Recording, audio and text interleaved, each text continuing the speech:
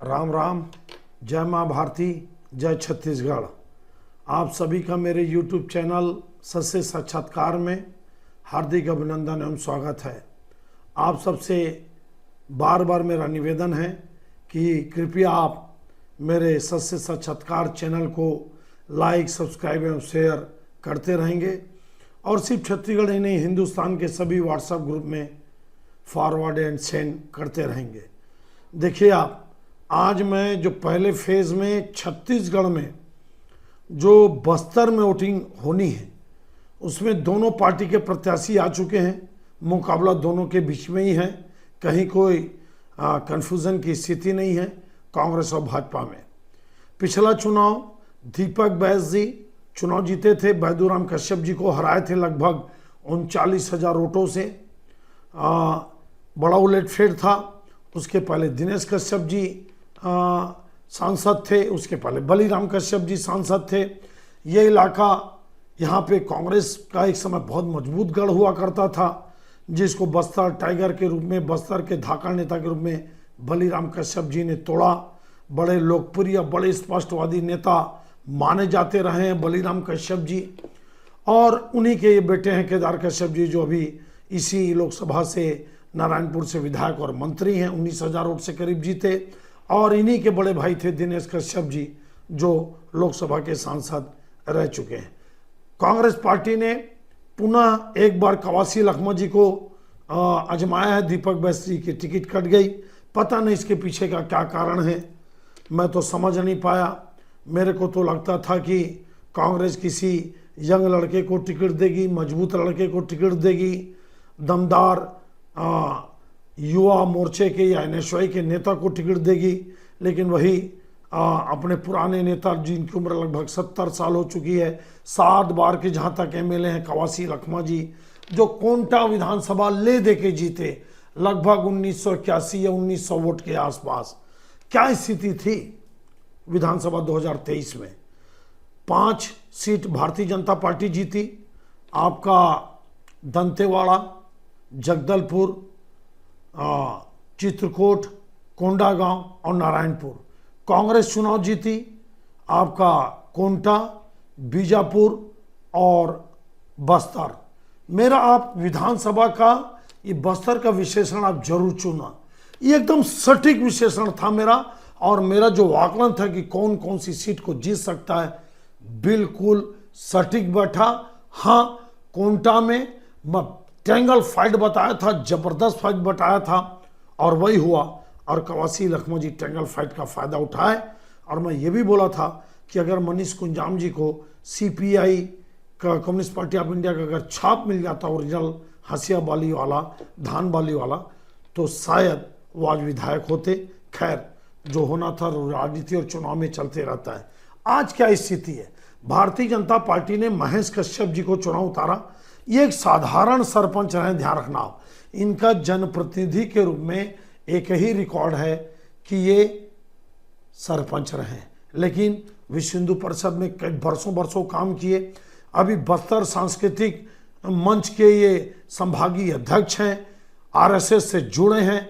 और मैं जब विशेषण की शुरुआत किया था लगभग 9-10 महीना पहले, तो मैं ये बात बहुत दमदारी से बोला था कि अगर बस्तर में कोई बहुत बड़ा मुद्दा है तो वो धर्मांतरण का मुद्दा है। चर्च जो बन रहे हैं गांव-गांव में, वो एक बहुत बड़ा इशू है।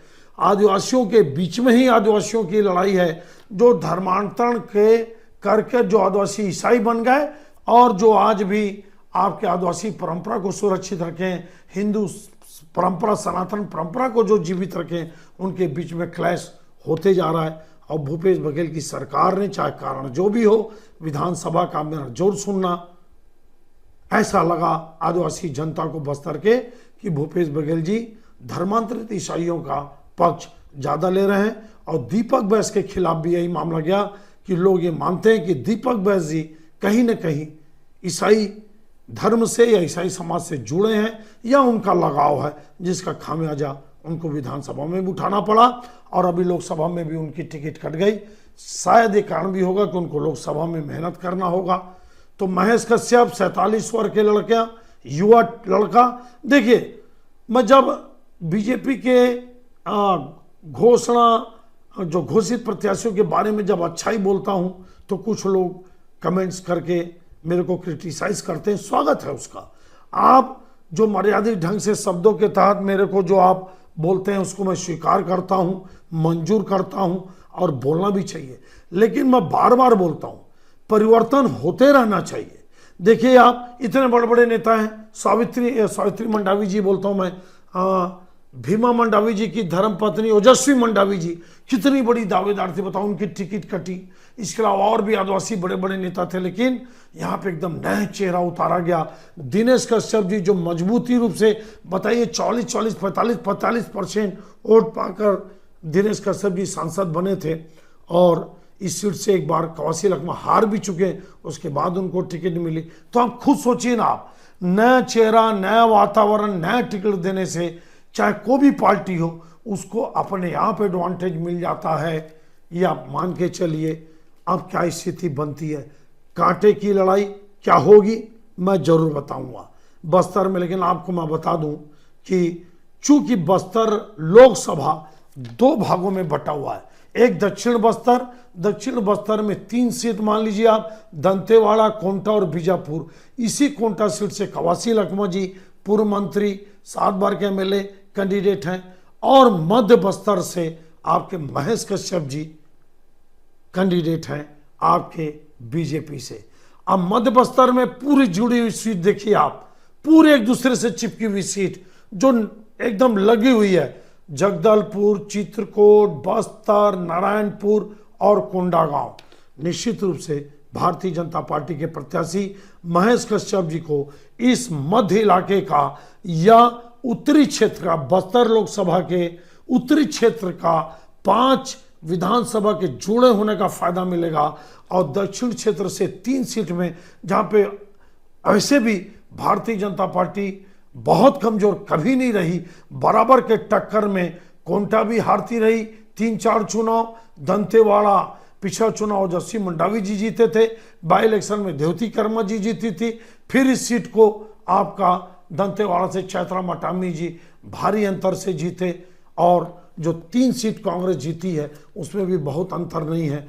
1900 के आसपास कवासी लखमा जी जीते हैं, 2700 के आसपास आपका विक्रम मंडावी जी जीते हैं और 6500 से आपका लकेश्वर बघेल जी जीते हैं। तो विधानसभा का अगर आप आकलन करते हैं तो लगभग 1.5 लाख वोटों का अंतर है, 1,38,000 वोटों का अंतर है। किसमें? विधानसभा में भाजपा और कांग्रेस में। एक बड़े न्यूज़पेपर ने छापा, रिपोर्टिंग की, बड़ा लीडिंग पेपर है छत्तीसगढ़ का, उसने बस्तर में बता दिया किसी 2 सीट कांग्रेस के पास है। नहीं है, गलत खबर है वो। आपका बीजापुर कांग्रेस के पास है, कोंटा कांग्रेस के पास है और बस्तर कांग्रेस के पास है। तो आज मैं आपको जो प्रथम फेज का बस्तर लोकसभा का एक आकलन ये बता रहा हूं कि नए प्रत्याशी का फायदा निश्चित रूप से भाजपा को मिलेगा।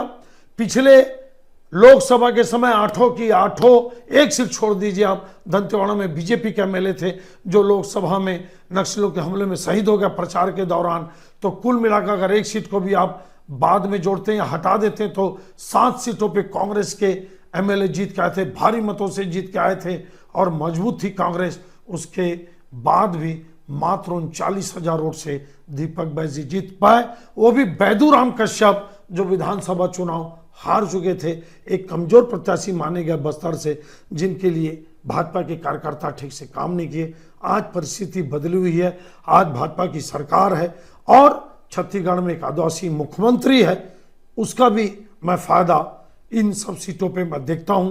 अब ये वक्त बताएगा, मेरे अगले इस वीडियो विश्लेषण का अंतर करना कि इस 8 विधानसभा में कौन कितना मजबूत है, कौन कितने सीट से आगे रहेगा और कौन चुनाव जीत सकता है। लेकिन एक मोटा माटी आपको आइडिया बता रहा हूं कि शायद इस बार कांग्रेस पार्टी यह सीट को गंवा सकती है।